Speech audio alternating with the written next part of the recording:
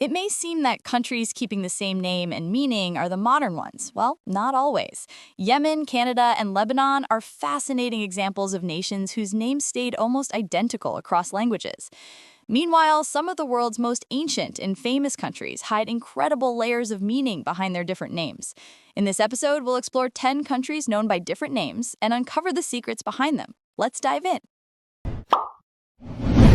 The oldest known human civilization to date, Egypt. That's why all other civilizations already knew about it. And now, if you wander through the world's languages, you'll find that all their different names for Egypt go back to just two roots. The Semitic root, Mitzrayim, meaning the two fortresses or the two walled cities, i.e., the two lands. Sometimes it's used in the singular form, like in Arabic, Masr. This form is used in Hindi, Amharic, Amazigh, Swahili, Turkish, and Persian. The ancient Greek root, Aegyptus, adopted by most languages, English, Romance languages, Russian, Japanese, and so on. According to linguistic studies, it comes from the ancient Egyptian phrase Haut Ka Peteh, meaning the house of the spirit of Peteh. Haut became A or Ha phonetically. Ka almost disappeared in pronunciation. Peteh turned into Petos, with the Greek suffix os added to it to make it sound Greek. My mischievous brain still has a small interruption here.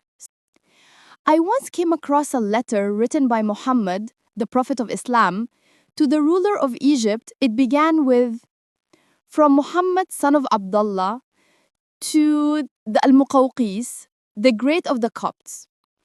After the rise of Islam, the word Copts became used specifically for Egyptian Christians. But before Islam arrived, it simply meant Egyptian, referring to ethnicity rather than religion. When Christianity spread through Egypt, the word Copt came to mean Egyptian Christian. What amazed me was that in that ancient letter, the word Copts is pronounced exactly as Copt. My God, that's strikingly close to the earliest name the Egyptians used for their own land, Kemt, or the Black Land, because they distinguished between the Black Land, Kemt, the fertile soil along the Nile, rich in silt after the annual flood, dark brown or black in color, and the red land, Dishret, the desert surrounding the Nile, dry and sandy, reddish-orange in color. The Nile flooded every year, washing the land with nutrient-rich silt. That's what made it so fertile. That's why Herodotus, 5th century BCE, said, Egypt is the gift of the Nile.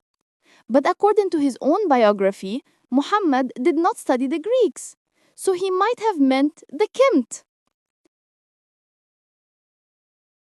And P and M come from close articulatory points, which makes it common for them to shift across languages. And indeed, Copt and Egypt are phonetically close. ChatGPT even praised this analysis and encouraged me to develop it into a research paper. But since language is playful and mischievous, maybe this is just another one of her pranks. Who knows? Can you imagine a world without the wisdom of Greece, without their philosophy and sciences?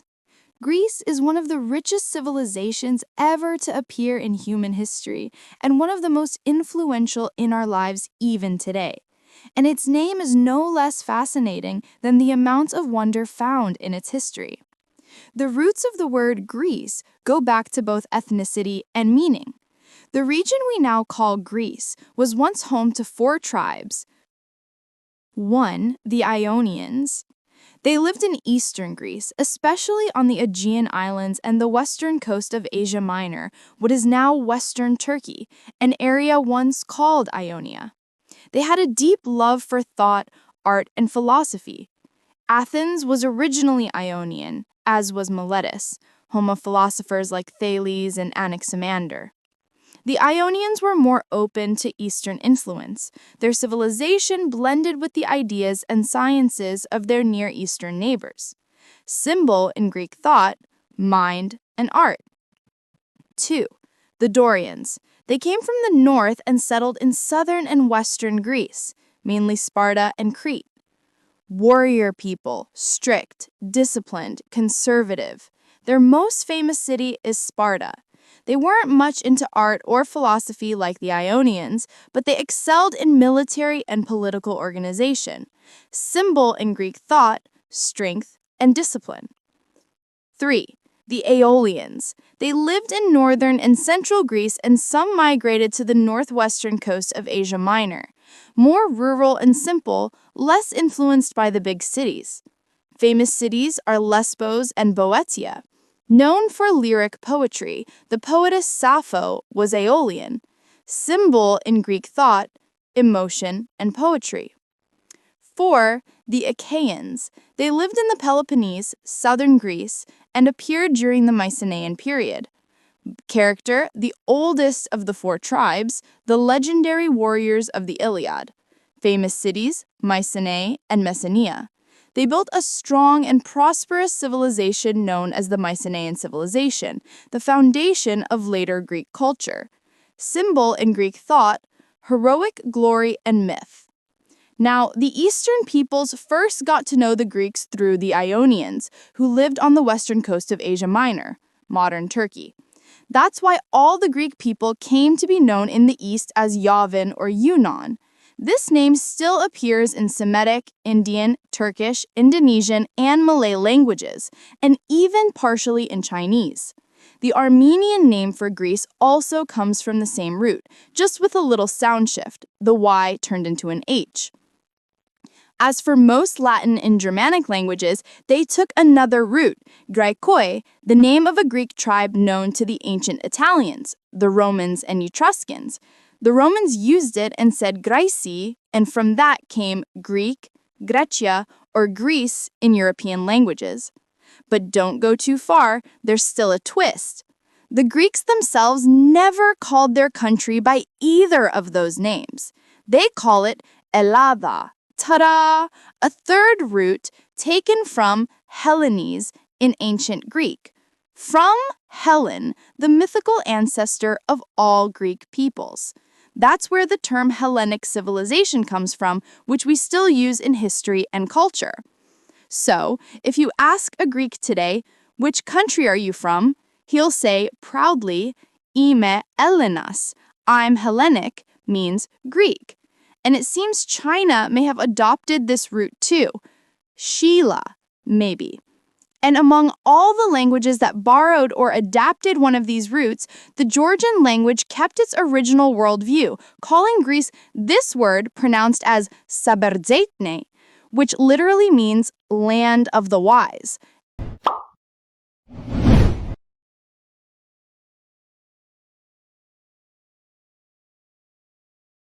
The name India instantly calls to mind the fragrance of spices, yet this connection reached its height among speakers of languages that actually named spices after India itself. In Arabic, for example, spices are called al-baharat, the very same as India's ancient name, Bharat, meaning the things we take from the land once ruled by the legendary king Bharata, in exchange or trade. That name, Bharat, is still what India is called today in several languages: Tamil, Malayalam, Kannada, Bengali, Marathi, and others. But the name India has another astonishing story. It comes from the Sindh River, which now flows through Pakistan. The ancient Persians pronounced that river as Hind, because in their language, the letter S was often replaced with H. When the Greeks came into contact with the Persians, they borrowed the word, and it became India in ancient Greek. That's the name by which the world now knows the country, the land through which the Indus flows, but spoken with the Persian twist. Indian Buddhism left a rare trace in this linguistic journey. In Old Tibetan, India was known as Fagyul, meaning the land of spiritual nobles. In the heart of the ancient world, some names and designations were shaped by the path of the sun. And so, we have a country whose very name means the place where the sun rises, Nihon or Nihon.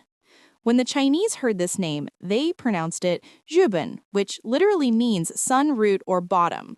Malay traders later passed this pronunciation to the Portuguese, and from there, it spread to the world as Jipangu or Japao, which we now call Japan. On the opposite side of the sun's path lies another land, the place where the sun sets.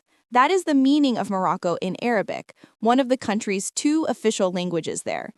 Its internationally known name, however, comes from a word that sounds like Marrakesh, meaning land of the god, where land comes from the ancient name of Morocco, Maori, which is the origin of the first part of the word Mauritania, and Kush, meaning the god Yakush.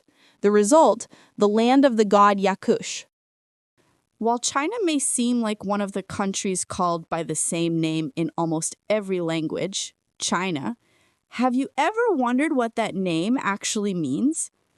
Remember the episode about the Chinese language? The great Emperor Qin unified China, its language, and built the Great Wall. What an astonishing feat considering the vast size of China. That's why almost every country calls China by his name, Qin. Yes, that's the meaning behind China. Every time you mention it, you're actually saying his name. As for the Chinese language itself, they call their country Zhonghua, which means the Middle Kingdom or the Central State. Perhaps the easiest historical fact to hold in memory is the span of the Achaemenid Empire, from 550 BCE to 330 BCE. What happened is that a man named Hashemanish, or Hakamanish, but when the Greeks heard this name, they adapted it to their own language as Achaemenes. Now this man was the leader of the region called Parsa, a land that would one day give rise to an empire. When his grandson Cyrus II the Great expanded it into an empire, it became historically known as the Persian Empire, a name that endured until the 20th century. In 1935, the government officially requested that the world use the local name, Iran, instead of Persia, means land of the Aryans or land of the nobles, because Arya signifies noble, free, and honorable, long before the word was ever twisted into a racial notion in the 20th century. Until 2017, Ethiopia was considered the cradle of the oldest anatomically modern humans, before the discovery of the Jebel Irhoud skulls near Marrakesh. The word Ethiopia literally means the people with burnt faces, or the dark-skinned people, because the Greeks described them with this term. Etho plus opes equals Ethiopia. However, that region was also known to Arabs for many centuries as Al-Habasha. This was because a kingdom had been founded there by people from Yemen in the southern Arabian Peninsula, who migrated to the Horn of Africa. They were known as the Habasha, which is why their languages, Amharic and Ge'ez, belong to the Southern Semitic family, though they also developed independently within the Horn of Africa. Today's Turkey is but an echo, concealing behind it stories filled with events, conflicts, and civilizations. Remember the name the Greeks gave to themselves, Hellenes. Well, later, in ancient sources, they used Hellenic Minor to refer to the Greek-settled regions of Asia Minor, the western coast of Anatolia, instead of continental Greece. The Romans called it Asia Minor. It also had a third well-known name, Anatolia, from the Greek Anatolie, meaning the east, or the place of the sunrise, because it lay to the east of the Greeks. During the Ottoman era, the Asian side of Turkey was called Anatolia, while the European side was known as Rumelia, the land of Rome, or Byzantium. As we have seen, Byzantium was the eastern continuation of the Roman Empire before its independence in the east. Some Turkic or Turkish peoples lived in regions of Central Asia, roughly between Siberia, Mongolia, and the Aral Sea, later influenced by Iranian and Mongol peoples. They were nomadic and pastoral, relying on horse breeding and herding. Travelers and geographers describe them as living in the land of the Turks, and this is the origin of the modern name, Turkey. Before the Germanic invasions, the British Isles were inhabited by some Celtic tribes, one of which was called the Britons, and this is the origin of the name Britain. The three Germanic tribes, the Angles, Saxons, and Jutes, also migrated there. They merged with each other, and their land became called the Land of the Angles, or England. In Spanish, Inglaterra, meaning Land of the Angles. This pronunciation is very authentic. But wait, since we are on this channel, we cannot mention an ordinary fact without giving something amazing for the mind. Here is the original script that the Celts used, called Ogham. It was usually written on the edges of stones, with vertical and horizontal lines representing letters, like a stick with small lines leaning in different directions. Each letter is represented by a number of strokes, 1 to 5, and its position relative to the central line, left, right, diagonal, center, determines the letter. Inscriptions are usually read from bottom to top, or according to the orientation of the carving on the stone. So, this is how the Britons wrote their Celtic language. Today, modern Celtic has greatly diminished.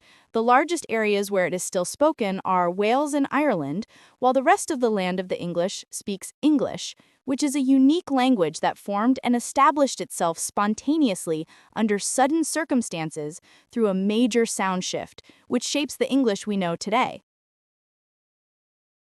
Imagine a map of Europe. All the languages around you belong to a huge family called Indo-European. English, German, French, Italian, Russian, Spanish, Greek, they are all linguistic cousins.